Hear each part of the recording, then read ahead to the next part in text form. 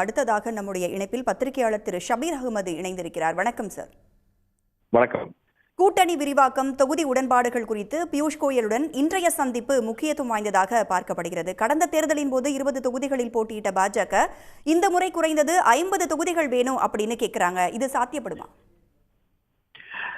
இல்ல, 50 தொகுதிகளை தாண்டி அவங்க எதிர்பார்க்கிறது 65 தொகுதிகள்ல பாஜகவுக்கு வெற்றி வாய்ப்பு இருக்கிறது அப்படின்ற ஒரு பட்டியலையும் அவர்கள் தயார் செய்து வைத்திருக்கிறார்கள்.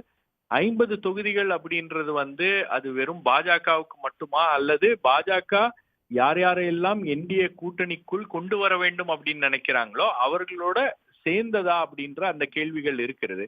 அதாவது இந்த குழு போட்டதே போட்டிருக்கிறதே பாத்தீங்கன்னா ஒரு டைம் பையிங் எக்ஸசைஸ் தான். நீங்க இத ஒரு நாள்ல பியூஷ் கோயல் வந்துட்டு இந்த பிரச்சனையை பேசி தீர்த்து வைக்க முடியாது அப்படின்னு தெரிந்ததற்கு பிறகுதான் இந்த நடவடிக்கைகள்ல அவர்கள் ஈடுபட்டிருக்கிறார்கள், குறிப்பாக பாஜக. ஏன்னா பாஜக நினைத்தது ஒன்று, தமிழகத்துல நடந்து கொண்டிருப்பது வேறொன்று. பாஜக என்ன யோசிச்சாங்க அப்படின்னு பாத்தீங்கன்னா, ஏப்ரல் மாசத்துல அதிமுகவுடன் மீண்டும் கூட்டணியை ஏற்படுத்தி விட்டு அடுத்தடுத்து மற்ற கட்சிகளை எல்லாம் கூட்டணிக்குள் ரொம்ப எளிதாக கொண்டு வந்து விடலாம் அப்படின்றது பாஜகவுடைய கணக்காக இருந்தது. ஆனால் அதுல சடன் ட்விஸ்ட் என்னன்னு பாத்தீங்கன்னா, ஓபிஎஸ் கூட்டணியை விட்டு விலகினது, அதுக்கப்புறம் டிடிவி தினகரன் கூட்டணியை விட்டு விலகினது, அதுக்கப்புறம் இபிஎஸ் அவர்களை நாங்கள் முதலமைச்சர் வேட்பாளராக ஏற்றுக்கொள்ள மாட்டோம் அப்படின்ற அந்த நிபந்தனைகளை வைத்தது. அதுக்கப்புறம் இப்போ கட்சியை தொடங்க போகிறேன் அப்படின்னு ஓபிஎஸ் தனியாக அவரு மிரட்டல் விடுத்திருப்பது, அது மட்டும் இல்லாம திமுகவுடனும் பேசிக் கொண்டிருப்பதும் தாவேகாவுடனும் பேசிக் கொண்டிருப்பது, இது எல்லாமே பாஜகவுடைய திட்டங்களை அப்படியே அவங்க எதிர்பார்த்து ஒன்றுமே நடக்கவில்லை அப்படின்ற அந்த சூழல்ல தான் தற்போது இந்த குழு என்று அமைக்கப்பட்டிருக்கிறது. இன்னைக்கு ஒரு ஃபார்மல் மீட்டிங்காக இருக்கும், அவ்வளவுதான். இதுல இன்னைக்கே முடிவு எடுத்து நாளே இந்த கூட்டணியை பலப்படுத்தக்கூடிய ஒரு நடவடிக்கை அப்படின்றதெல்லாம் இருக்காது. இன்னைக்கு என்ன டிமாண்ட்ஸ், என்ன விஷயங்கள், என்ன டேர்ம்ஸ் அண்ட் கண்டிஷன்ஸ் அப்படின்றதெல்லாம் பேசிட்டு அடுத்த கட்டமாக தான் இது நடக்கும். ஏன்னா இன்னைக்கு பியூஷ் கோயல் வந்துட்டாரு அப்படின்றதுக்காகவே அதிமுக எல்லாத்தையும் விட்டுட்டு கூட்டணி பேச்சுவார்த்தை நடத்தி விட வேண்டும், இன்னைக்கே ஒரு இறுதி முடிவு எடுத்து விட வேண்டும் அப்படின்ற கட்டாயம்லாம் கிடையாது. இன்னொரு பக்கம் பாத்தீங்கன்னா, நீங்க தினமலர் பத்திரிகையில இன்னைக்கு ஒரு செய்தி ஒன்று வந்திருக்கிறது. எல்இடி லைட் ஸ்கேம், அந்த ஊழல் அஇஅதிமுக காலத்துல நடந்த ஊழல். அப்போதைய அமைச்சர் எஸ்பி வேலுமணி மீது டிவிஎஸ்சி ஒரு எஃப்ஐஆர் பதிவு செய்திருக்கிறது.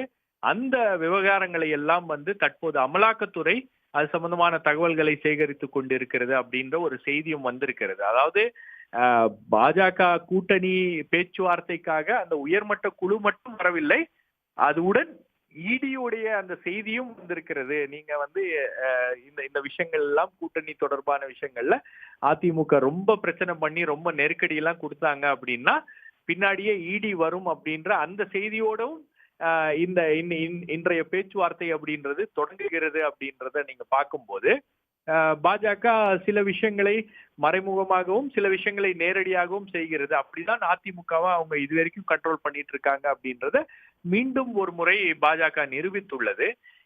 இந்த அடிப்படை, இந்த பின்னணியில தான் நீங்க இந்த பேச்சுவார்த்தை எல்லாம் எப்படி வரும், எப்படி யாருடைய டேர்ம்ஸ் அண்ட் கண்டிஷன்ஸ்ல திரு ஓபிஎஸ் அவர்களையும் திரு டிடிவி தினகரன் அவர்களையும் அம்மையார் சசிகலா அவர்களையும் கூட்டணிக்குள்ள கொண்டு வர போறாங்க அப்படின்ற விஷயங்கள்லாம் நாம பார்க்கணும். சோ ஒரே நாள்ல இறுதியான முடிவெல்லாம் எடுக்கக்கூடிய ஒரு நடவடிக்கை இது கிடையாது. அப்படி இன்னைக்கு தேதிக்கு எல்லா விஷயங்களையும் எல்லா விவகாரங்களையும் பேசி முடிவெடுக்கப்படும் அப்படின்ற ஒரு சூழல் இருந்துச்சுன்னா உள்துறை அமைச்சர் அமித்ஷா அவர்களே வந்திருப்பார்.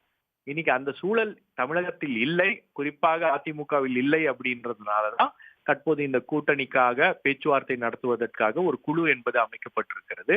இன்னொரு விஷயம், அதிமுக பாஜக கூட்டணி மட்டுமே தமிழ்நாட்டுல திமுகவை வீழ்த்த முடியும் அப்படின்ற ஒரு நம்பிக்கை எல்லாம் அவங்களுக்கு இல்ல.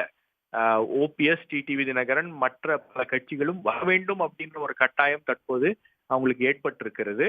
இதற்கு மறைமுகமாக ஆர்எஸ்எஸும் தலைவர்களை போய் சந்தித்து கன்வின்ஸ் பண்ணக்கூடிய ஒரு நடவடிக்கையில ஈடுபட்டு கொண்டு இருக்கிறார்கள். ஏன்னா எப்படி இருந்தாலும் ஓபிஎஸ், டிடிவி தினகரன் இல்லாமல் உங்களுக்கு தென் மாவட்டங்கள்லயும் அதே போல டெல்டா பகுதிகளிலும் ஒரு 60க்கும் மேற்பட்ட தொகுதிகள்ல நமக்கு ஒரு பெரிய பாதிப்பு இருக்கும் அப்படின்ற ஒரு நிலை என்பது இருக்கிறது.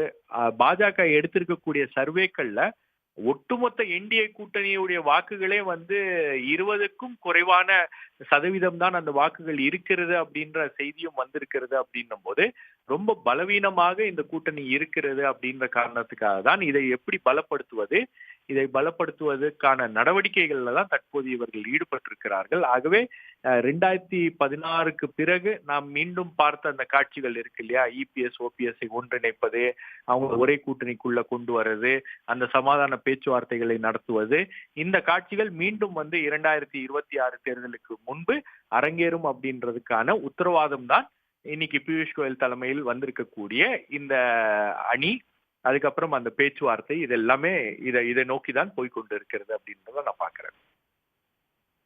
நன்றி திரு ஷபீர், இணைப்பில் வந்து உங்களுடைய கருத்துக்களை எங்களுடன் பகிர்ந்து கொண்டமைக்கு. உடனுக்குடன் செய்திகளை தெரிந்து கொள்ள சன் நியூஸ் பெல் ஐகானை கிளிக் பண்ணுங்க.